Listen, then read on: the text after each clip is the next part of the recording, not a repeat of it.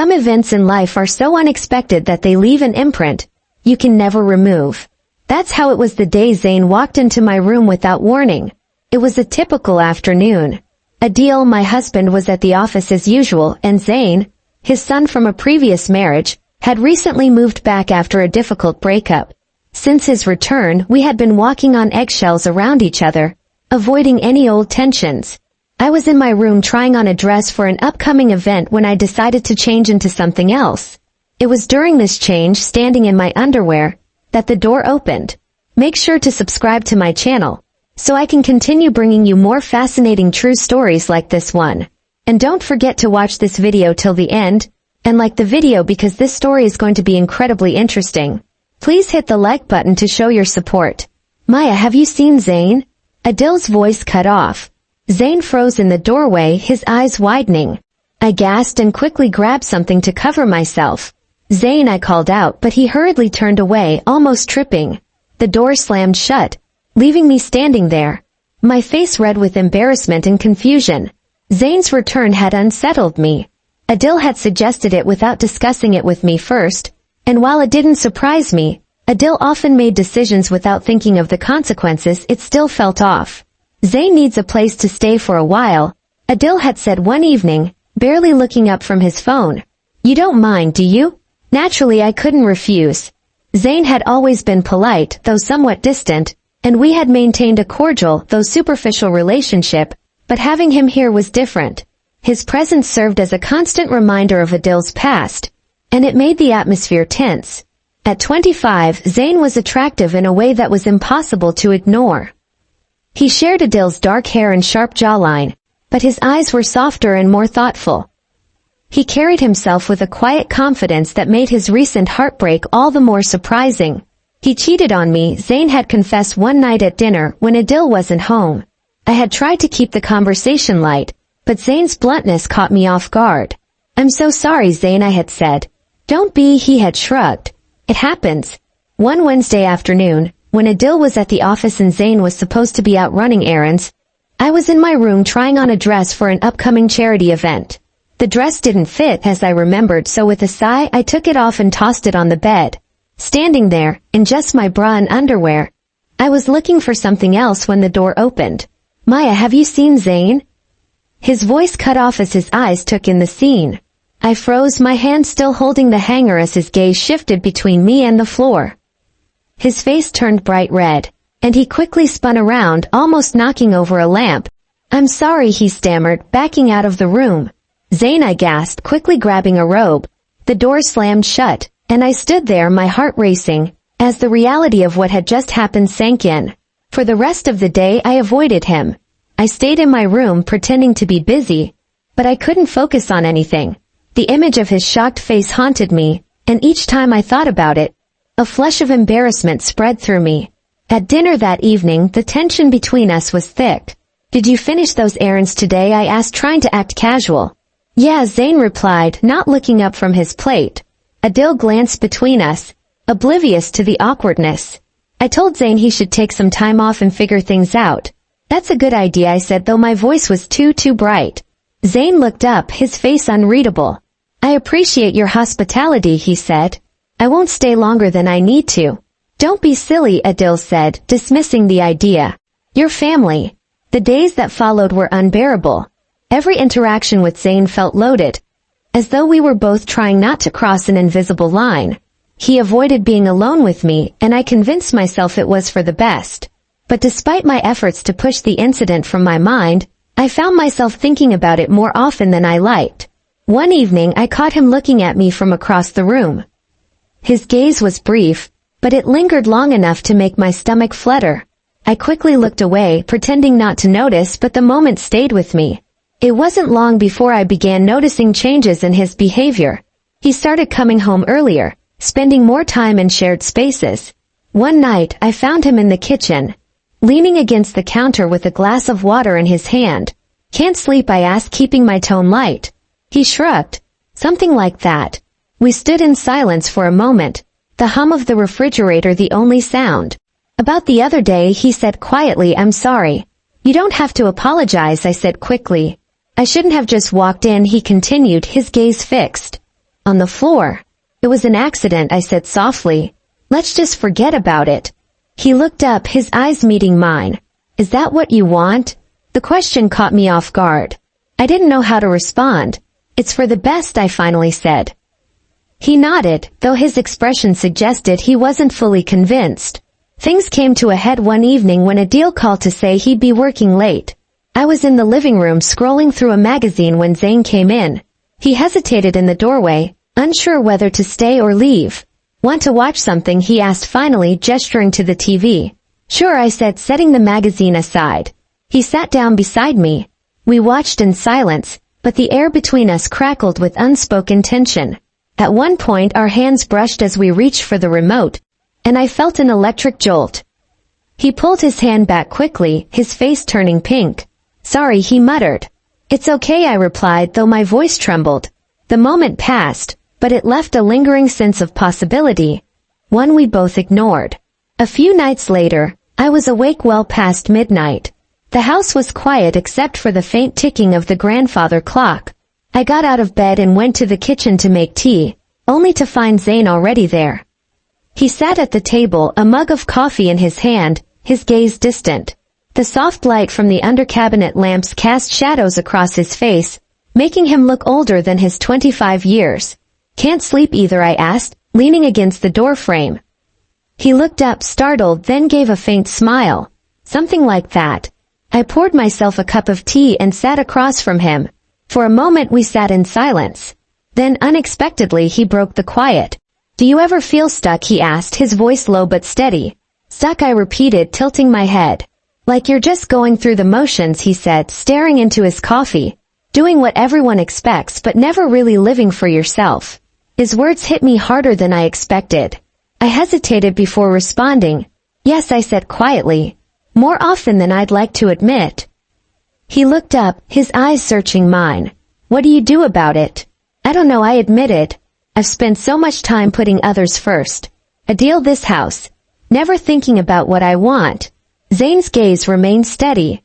Maybe it's time you did. His words hung in the air between us. A challenge I wasn't sure I was ready for. After that night, things between us shifted. It started small, a lingering glance, a brush of hands in the hallway. One afternoon, I was in the garden pruning roses when Zain joined me. Need help? He asked, crouching beside me. Do you even know how to prune a rosebush? I teased. Not a clue, he admitted with a grin. I laughed, handing him the shears. Well, let's hope you don't kill it. As we worked together, I felt a sense of ease I hadn't experienced in years. Zain's presence was grounding in a way I hadn't expected. You're good at this, I said, watching him carefully trim a branch.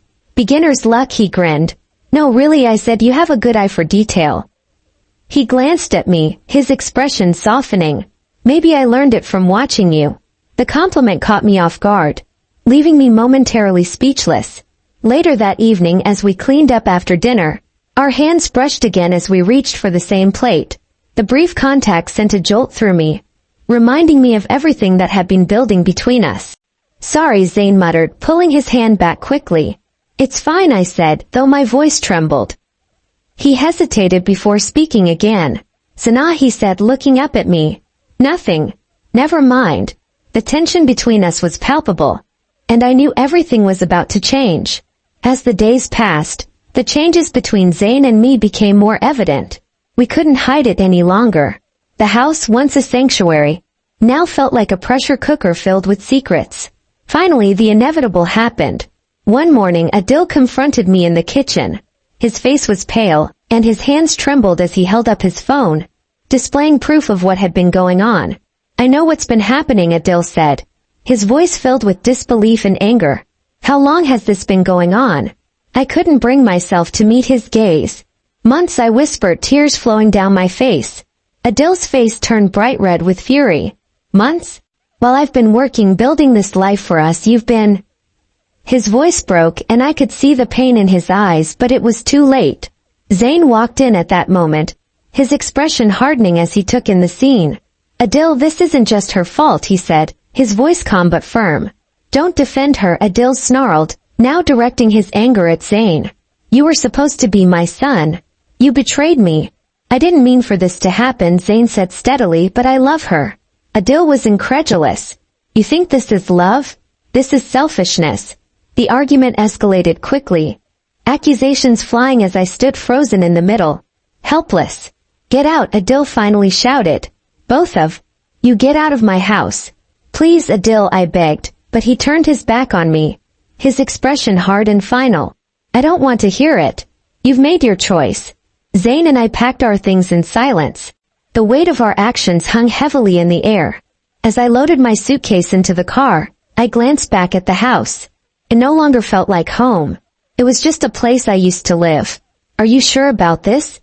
I asked Zain as we got into the car. He didn't respond immediately, keeping his eyes focused on the road ahead.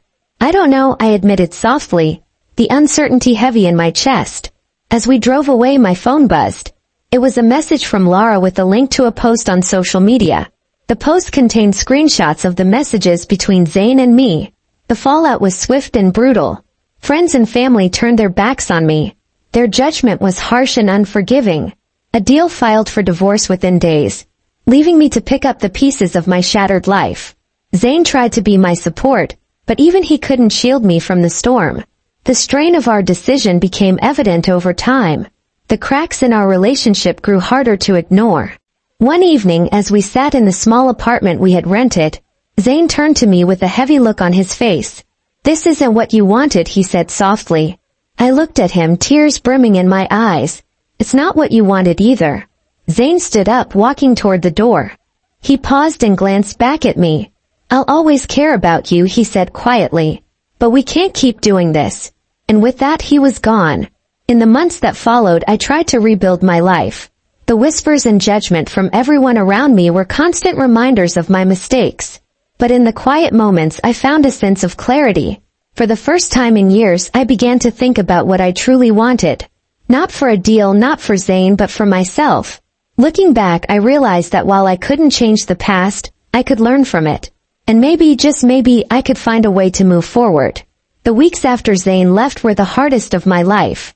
The apartment felt unbearably quiet without him, and the weight of everything I had lost pressed down on me relentlessly. Adil's absence, though expected, left a hollow ache. Friends I thought I could rely on disappeared, their judgment too heavy to hide behind polite conversation. But I couldn't afford to wallow.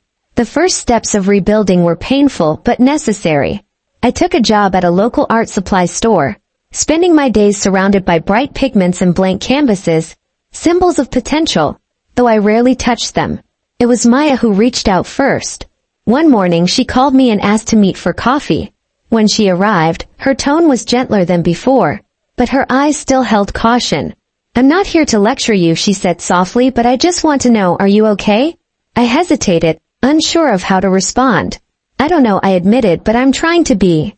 Maya nodded, her expression thoughtful. That's all you can do. Months later, just as the wounds were starting to scab over, a knock on my door disrupted the fragile peace I had found. I opened it and froze.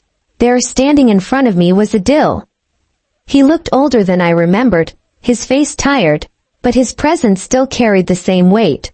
The tension between us was thick as he stood there, searching my face for signs of change. Can we talk? Adil asked, his tone surprisingly calm. I stepped aside to let him in, though the atmosphere was heavy with unspoken words. He didn't sit, instead standing by the window, staring out at the street below. I thought I'd hate you, he began, his voice quiet, for what you did, for what you destroyed. I sat down on the couch, my hands twisted nervously in my lap. Let me finish, he interrupted, turning to face me. I thought I'd hate you, but all I feel is sadness. For us. For what we could have been. His words hit harder than anything else could have. I hadn't meant to hurt him, but I did. I didn't mean to hurt you, I said, my voice trembling. I know, he replied, his voice still filled with sorrow, but that doesn't make it easier. We spent hours talking, revisiting moments from our marriage that we had missed at the time, but now seemed monumental. By the time he left, the anger between us had lessened, replaced by a quiet understanding. It wasn't forgiveness, but it was something I could hold on to. Zain's departure left an emptiness I couldn't explain. Where had he gone? Did he regret it? Did he still think of me the way I thought of him? One evening as I closed up at the art supply store, I found a letter tucked beneath my windshield wiper. My heart leapt when I recognized the handwriting. Sana, the letter began. I thought leaving would make things easier, but it hasn't. I still think about you. About us. I wonder if you've moved on. I hope you have. Take care of yourself. Zane. The letter wasn't signed, but it didn't need to be. I read it. Over and over, each word stirring a mix of emotions. Relief, sadness, and a small selfish hope that I hadn't been forgotten. Inspired by the letter, I started painting again. At first, it was just a way to fill the silence. A distraction from the noise in my head. But as the canvases filled with color, I felt a part of myself return. A part one hadn't even realized was missing until then. Maya stopped by one day, noticing the sudden burst of creativity. These are incredible, she said, gazing at the paintings on the walls. You should show these. I don't know, I hesitated. Don't doubt yourself, Sana, Maya said with insistence. You have something worth sharing. A year after Zane left, fate brought him back into my life. I was at a gallery opening, my own gallery opening, when I saw him across the room. He looked different, older, but the pull he had was still there. Sana, he said softly as he approached. Zane, I replied, my heart racing. We stood there for a moment, the noise of the room fading into the background. You did it, he said, gesturing to the paintings around us.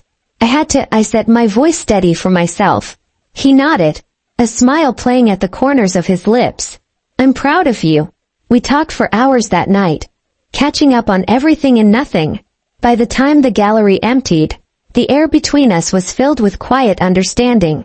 Zane didn't stay in town, and his departure this time didn't leave the same ache it once did. It felt like the closing of a chapter one would always treasure, despite the pain it brought.